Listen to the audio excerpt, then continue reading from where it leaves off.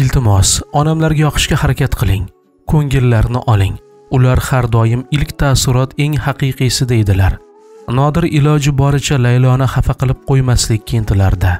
U onasining ikkovlarining munosabatlariga qarshiligini, boshqa oila farzandini kelin qilmoqchi ekanligini, ammo shunda ham o'g'lining ko'ngli uchun bir bor Laylolarnikiga sovchilikka borishga ko'nganligini ayta olmadi. Nodir onasining mard ayolligiga tan beradi. Agar Laylo ma'qul kelsa, o'z tanlovidan voz kechib, o'g'lini qo'llab-quvvatlay olishini ham yaxshi biladi. Laylo o'ziga ishongan qiz. U Nodirning iltimoslariga xo'p deb bosh irg'adi. Sovchilarni kutib olish uchun boshlangan harakat bugun ham davom etmoqda.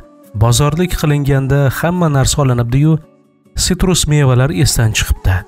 Yolg'iz qizining yaqin kunlarda baxt saroyiga qadam qo'yishidan boxabar Shahlo opa qizga 2 bekat naridagi bozorga borib kelishini tayinladi. Bozordan shoshilib chiqqan Laylo onasi qilgan qo'ng'iroqqa chalg'ib, keyingi rastadan chiqqan ayolga turtinib ketdi.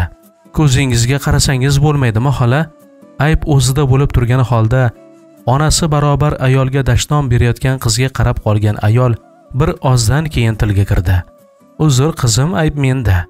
Ayol to'r xaltasidan to'kilgan olmalarni yig'ishtirishga tutindi. Bu vaqtda Laylo ancha joyga borib qolgandi. Tushga yaqin Nodir qo'ng'iroq qildi. Bo'ldi, oyam siznikidalar. Bir ozdan so'ng Layloni chaqirishdi.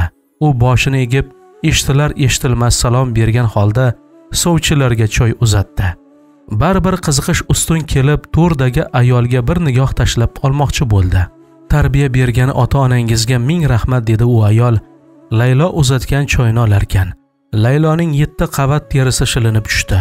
U Nodirning onasini bugun 2-chi bor ko'rgan, hayotining asosiy imtihonlaridan biri va eng asosiysida qoniqarsiz baho olgan edi.